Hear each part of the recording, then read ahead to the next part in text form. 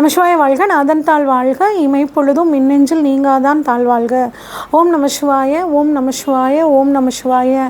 குருவாழ்க, குருவே துணை. அனைவருக்கும் வணக்கம். நான் உங்கள் சங்கீதா ராமகுமாருங்க. துலாம் ராசிக்காரங்களுக்கான ஜூலை மாத பலன்கள் எப்படி இருக்குது அப்படின்னு சொல்லி பார்ப்போங்க. உங்களை பொறுத்த வரைக்கும் உங்கள் ராசிநாதனாகிய சுக்கிர பகவான் 8ஆம் இடத்துல ஆட்சியாக இருக்காருங்க. 8ஆம் இடம் அப்படின்னு நம்ம யோசிக்க வேண்டாங்க. ராசியாதிபதி ஆட்சி பெற்று இருக்கிறது பார்த்திங்கன்னா உங்களுக்கு தைரியம், தன்னம்பிக்கை அதிகப்படுத்துங்க. உங்களோட குழப்பங்களுக்கு எல்லாம் ஒரு நல்ல தீர்வு அப்படிங்கிறது இந்த மாதம் உங்களுக்கு கிடைச்சே தீருங்க. ஏன் அப்படின்னா ராசியாதிபதி ஆட்சியாக இருக்கார். அது மட்டும் இல்லாமல் குருவும் தனது 5ஆம் பார்வையாக உங்கள் ராசியை பார்க்குறாருங்க. அப்போ குழந்தைகள் மூலியமாக நல்ல விஷயங்கள், குழந்தை பாக்கியம் இல்லாதவர்களுக்கு குழந்தை பாக்கியம் கிடைக்கிறது, பணப்பிரச்சனை ரொம்ப அதிகமாக இருக்கிறவங்களுக்கு இந்த மாதம் ஓரளவுக்கு அந்த பணப்பிரச்சனை தீரக்கூடிய ஒரு யோகம் எல்லாமே இந்த மாதம் உங்களுக்கு காத்துட்ருக்குங்க. அடுத்து 2ஆம் அதிபதியான செவ்வாய் பகவான் உங்களுக்கு 11ஆம் இடமான லாபஸ்தானத்தில் இருக்காருங்க. அப்போ வாக்கை 2ஆம் இடம் அப்படிங்கிறது குடும்பஸ்தானம், வாக்குஸ்தானம் அப்படின்னு சொல்லுவோங்க, தனஸ்தானம்னு சொல்லுவோம். அப்போ குடும்ப தொழிலை பண்ணுறவங்களுக்கு நல்லாயிருக்கும் இந்த மாதம் பார்த்திங்கன்னா பணவரவுக்கு.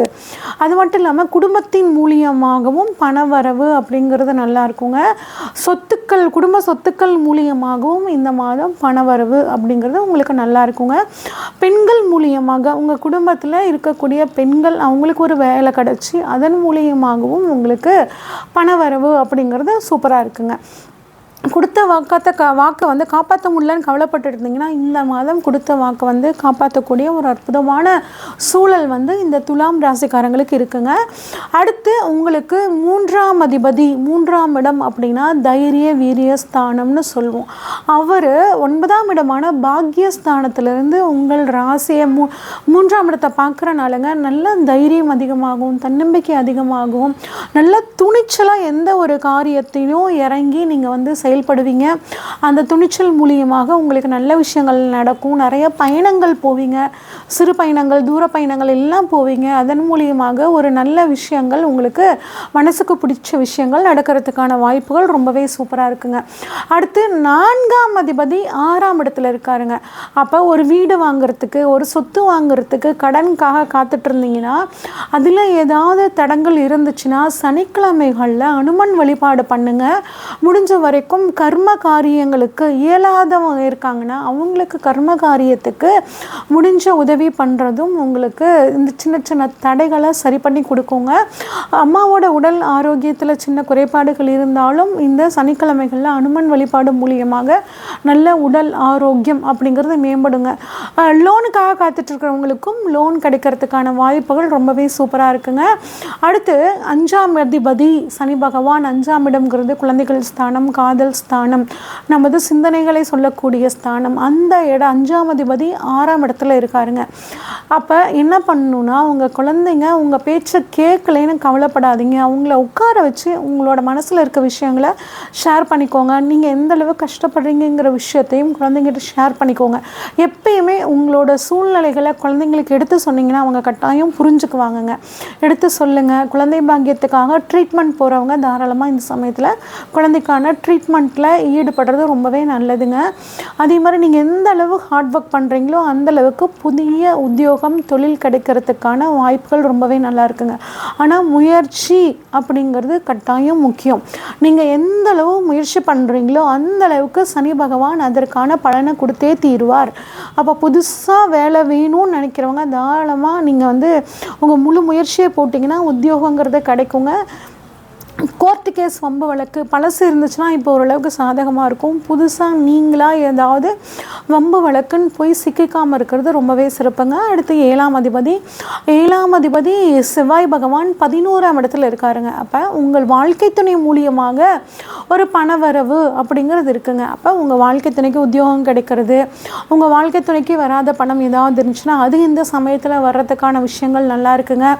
பிஸ்னஸ் பார்ட்னருக்காக காத்துட்டு இருந்தீங்கன்னா இப்போ ஒரு பிஸ்னஸ் பார்ட்னர் கிடச்சி அதன் மூலியமாக பணவரவு வந்து அதை தொழிலில் வந்து இன்வெஸ்ட் பண்ணி அதன் மூலியமாக வரவு அப்படிங்கிற விஷயங்கள் உங்களுக்கு ரொம்பவே சாதகமாக இருக்குங்க. திருமணம் ஆகாதவர்களுக்கும் மனசுக்கு பிடிச்ச ஒரு வாழ்க்கை துணை இந்த மாதம் கிடைக்கிறதுக்கான வாய்ப்புகள் ரொம்பவே நல்லா இருக்குது. அடுத்து 8ஆம் அதிபதி ஆட்சி பெற்றிருக்கிறார்.